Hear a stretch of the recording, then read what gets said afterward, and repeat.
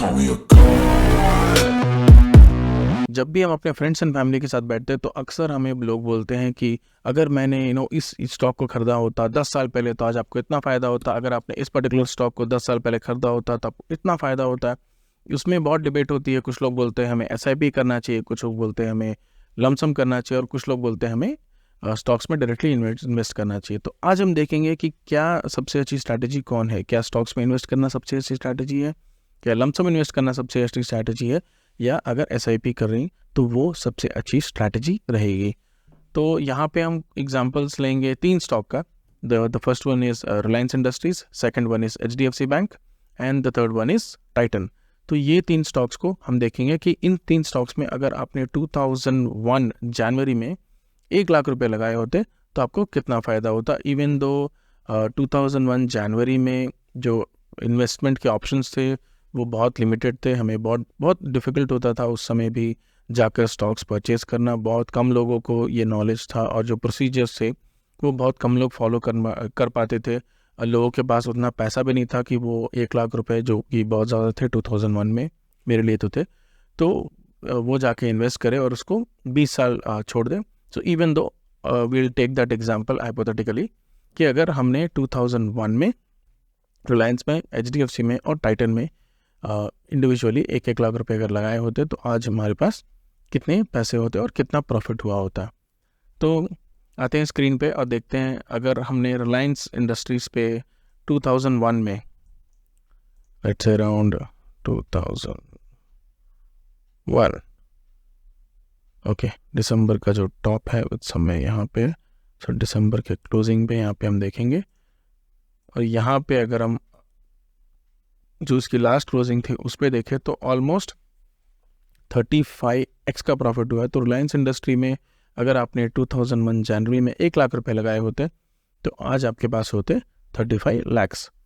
अगर बात करें एचडीएफसी बैंक की तो एचडीएफसी बैंक में भी सिमिलरली हम लेंगे around 2001 January and this is December, ये जो है ओके, यहाँ से अगर हम जो लेटेस्ट क्लोजिंग प्राइस है उस पे लिए तो ऑलमोस्ट 65 टाइम्स का प्रॉफिट होगा। अगर आपने 1 लाख रुपए एचडीएफसी बैंक पे लगाए होते तो आज आपके पास 65 लाख्स होते। अगर बात करें टाइटन की तो Titan I think has grown better than these two. तो यहाँ पे 2001 मार्च अप्रैल, ओके दिस वन,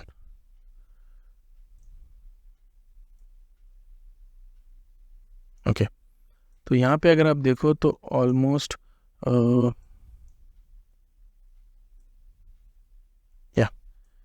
तो यहाँ पे अगर आप देखो तो ऑलमोस्ट 122x का प्रॉफिट हुआ है।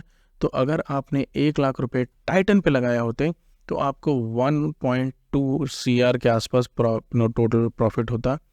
तो यहाँ पे बहुत अच्छा जो प्रॉफिट है वो टाइटन ने दिया है। इवन दो जैसा कि मैंने बोला, investing in those days in stocks directly was very difficult, but still brokerage वगैरह सब कुछ हटा के हम बोलेंगे कि अगर आपने टाइटन में इन्वेस्ट किया होता तो आपके पास होता 1.2 CR। अगर आपने एचडीएफसी बैंक में इन्वेस्ट किया होता तो आपके पास होता अराउंड 65 लाख्स। और अगर आपने रिलायंस इंडस्ट्रीज़ में इन्वेस्ट किया होता 1 लाख रुपए 2001 जनवरी में तो आज आपके पास होते 35 लाख्स। तो जैसा कि हमने देखा कि यहाँ पे जो इन्वेस्टमेंट की जो वैल्यू है वो बहुत अच्छे से अप्रिशिएट की है। स्टॉक्स में अगर आपने डायरेक्टली इन्वेस्ट किया होता तो बहुत अच्छा प्रॉफिट होता। Even though there are some stocks which have performed very bad. Even though for example अगर आप देखो येस बैंक की, अगर आपने येस बैंक, बहुत लोगों ने येस बैंक में अराउंड 400 के आसपास बाइंग की है, 350 के आसपास बाइंग की है और उसके बाद अपने जो पैसे हैं उनको ऑलमोस्ट 90% डिप्रिकेट कर लिया है। जो अगर आपने 1 लाख रुपए येस बैंक में लगाए होते तो वो आज अराउंड 9,000 या 10,000 होते या फिर उससे कम भी होते। But I think the art of stock picking is very very difficult. अगर आप एक ऐसे पर्सन है जो एनालाइज कर सकते हैं स्टॉक को, एक प्राइस एक्शन देख सकते हैं, वैल्यू इन्वेस्टिंग करने में आपकी जो एक्सपर्टीज़ है वो बहुत अच्छी है, तो आई think you should go with stocks. तो लमसम में कितने एक्सपेक्टेड रिटर्न हमें चाहिए इन स्टॉक्स के वैल्यू को मैच करने के लिए अगर हमने 1 लाख रुपए 20-22 साल पहले इन्वेस्ट किए होते, विच इज़ जनवरी 1, 2001 को इन्वेस्ट किए होते, तो I think let's go with Reliance industries, इसमें 34 लाख है विच इज़ द लोएस्ट। सो अगर मुझे 34 लाख करना होता तो मुझे एवरी ईयर ऑलमोस्ट 16% का रिटर्न चाहिए होता है, जो कि which is not impossible, because if you say I think this will be 22 years, sorry this will be around 17%। तो कुछ स्टॉक्स है, कुछ मिड कैप इंडेक्सेस है, कुछ मिड कैप म्यूचुअल फंड्स है जिसमें हमें ये प्रॉफिट हुआ है। So this is not something which is not achievable. But अगर आप बात करें दूसरे इन्वेस्टमेंट्स की, स्पेशली अगर टाइटन की, तो अगर आपको टाइटन जैसे रिटर्न लमसम इन्वेस्टमेंट में म्यूचुअल फंड से चाहिए तो you will need somewhere around 24 to 25 या अराउंड 24 to 25% के आसपास आपको का जो CAGR है वो 25% तक होना चाहिए था एक्सपेक्टेड रिटर्न पर एनम। आपका जो कंपाउंडिंग है अराउंड 25% होना चाहिए था, विच इज़ लिटिल डिफ़िकल्ट। आपको बहुत रेगुलरली म्यूचुअल फंड स्विच करना होता था। अगर मार्केट नीचे क्रैश होने वाला है तो आपको सेल करना होता, अगर मार्केट ऊपर जाने वाला है तो आपको बाय करना पड़ता। तो it is kind of very difficult, even though यहाँ पे पॉसिबिलिटीज़ वो इम्पॉसिबल नहीं है। हो सकता है कुछ स्मॉल कैप फंड्स ने ये दिए हो, अगर आप उसके नाम जानते हैं तो आप नीचे कमेंट में उसे ऐड कर सकते हैं, आप वहाँ लिख सकते हैं। लेकिन this is a little difficult in comparison with Titan stock. तो आइए देखते हैं, अगर SIP आप फॉलो करते 2001 जनवरी से तो आपको आज कितने आपकी जो इन्वेस्टमेंट वैल्यू है वो आज कितने की होती। तो लेट्स से हमने 1000 रुपये इन्वेस्ट किया होता अराउंड 12% के रिटर्न पे, विच is the return for the index. अगर आपने 22 साल लगाए होते तो आपको टोटल मिलते 13 lakhs, which is the lowest in comparison with the other two investment options. क्योंकि अलोन हमें रिलायंस जो था उसमें ही हमें 34,000 का जो प्रॉफिट है, 34 टाइम्स का जो प्रॉफिट है वो हुआ था।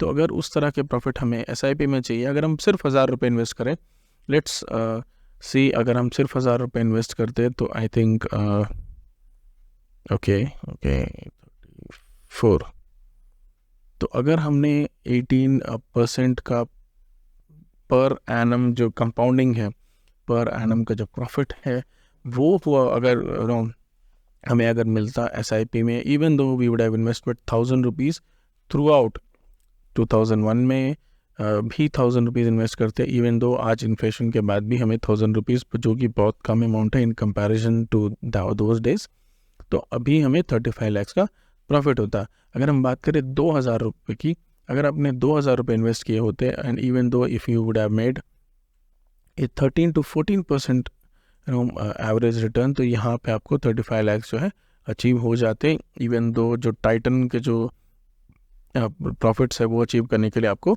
ऑलमोस्ट 20% का रिटर्न चाहिए था इन SIP। सो आई थिंक जो द बेस्ट ऑप्शन है वो हमने देखा वो स्टॉक्स है, लेकिन कुछ पॉइंट्स है जो कि बहुत इंपॉर्टेंट है जो मैं बात करना चाहूँगा। नंबर 1, स्टॉक्स पिक करना बहुत डिफिकल्ट टास्क है, इवन दो अभी भी बहुत सारे मिड कैप, लार्ज कैप और स्मॉल कैप स्टॉक्स हैं जो इस तरह के रिटर्न, टाइटन की तरह रिटर्न फ्यूचर में दे सकते हैं, but nobody knows which one will give you. तो ये जो है बहुत डिफ़िकल्ट टास्क है। बहुत लोगों को लगता है कि वो बहुत अच्छे स्टॉक्स पिक कर लेते हैं, लेकिन बहुत बार कुछ बैड न्यूज़ के कारण या कंपनी में कुछ प्रॉब्लम के कारण उनका इन्वेस्टमेंट डूब भी गया है, इवन दो कुछ इन्वेस्टमेंट्स बहुत अच्छे भी गए हैं। फॉर एग्जांपल अगर आप अदानी के इन्वेस्टमेंट्स को देखो, अगर आपने कोविड के टाइम अदानी के किसी भी स्टॉक्स को बाय किया होता तो आपको एक 30 to 40 टाइम्स का इन्वेस्ट होता। इवन अगर आप बात करें फॉर एग्जांपल, अगर हम यहाँ देखें, अगर आप एग्जांपल के तौर पे देखो, विल टेक अदानी एंटरटेनमेंट। अगर आप अदानी एंटरटेनमेंट में कोविड का जो लो है यहाँ पे आपने अगर इन्वेस्ट किया होता, so this is 2020, let's say around 120 rupees पे, तो यहाँ पे इनका जो टॉप है उसमें आपको 32 टाइम्स का प्रॉफिट होता, but this is a very difficult task. तो यहाँ पे अगर आपको लगता है कि आप एक एक्सपर्ट हो स्टॉक पिकिंग में, या फिर ऑलमोस्ट आपको पता है किस तरह के स्टॉक्स फ्यूचर में एक अच्छा रिटर्न देने वाले हैं, आपको अपना अपने ऊपर बिलीफ है, then I think you should go with stocks. अगर आप एक बहुत ही अगर आपके पास टाइम नहीं है, आपके पास बहुत लिमिटेड टाइम रहता है और ये एनालिसिस वगैरह आप नहीं करना चाहते हो, then I think you should go with SIP। SIP में प्रॉफिट ये है कि SIP का जो रिटर्न है वो कंसिस्टेंट है और आप उस पर स्टेप अप कर सकते हो। लमसम की अगर बात करें तो लमसम में यहाँ पे सबसे बड़ी प्रॉब्लम ये है कि लमसम में आपका जो म्यूचुअल फंड है वो कंसिस्टेंटली परफॉर्म करना चाहिए। इवन दो एसआईपी में हो सकता है कि आप किसी स्टॉक में एसआईपी करें या फिर एक पर्टिकुलर म्यूचुअल फंड में एसआईपी करें, तो जब वो म्यूचुअल फंड नीचे गिरेगा धीरे धीरे, तब वहाँ पे आपके जो इन्वेस्टमेंट जो आपको वैल्यू है वो धीरे धीरे करके बढ़ती रहेगी। फिर जब वो वापस ऊपर की तरफ जाएगा तो वहाँ पे आपको एक प्रॉफिट जो है, एक्स्ट्रा प्रॉफिट जो वो एसआईपी में मिलेगा। लमसम में जिस पॉइंट पे आप इन्वेस्ट कर रहे हो वो बहुत इम्पॉर्टेंट है। जिस पॉइंट पे आप लमसम में इन्वेस्ट कर रहे हो वो बहुत इंपॉर्टेंट है, क्योंकि उसी के बेसिस पे ही आपको सारा प्रॉफिट डिटरमाइन होगा। एसआईपी में वैसा नहीं है। एसआईपी में आप एक पर्टिकुलर पॉइंट पे उसको स्टार्ट कर सकते हो और throughout ups and downs आप वहाँ पे इन्वेस्ट करते रहोगे। So if you are not comfortable with stocks you should go with SIP. SIP एक बहुत अच्छा ऑप्शन हो सकता है आपको अपने फ्यूचर में वेल्थ क्रिएट करने का। So that is the overall video for today. अगले वीडियो में हम कंपेयर करेंगे कि क्या आपको क्रिप्टो में इन्वेस्ट करना चाहिए, और अगर आप क्रिप्टो में इन्वेस्ट करते हैं तो आपको किस तरह इन्वेस्ट करना चाहिए था। क्या उसको आपको माइन करना चाहिए था या उसको आपको डायरेक्टली बाय करना चाहिए था। तो मिलते हैं अगले वीडियो में। Thanks for watching the video. अगर आपको इस तरह की वीडियो अच्छे लगते हैं तो please do subscribe to the channel और एक लाइक ज़रूर कीजिएगा। Thank you.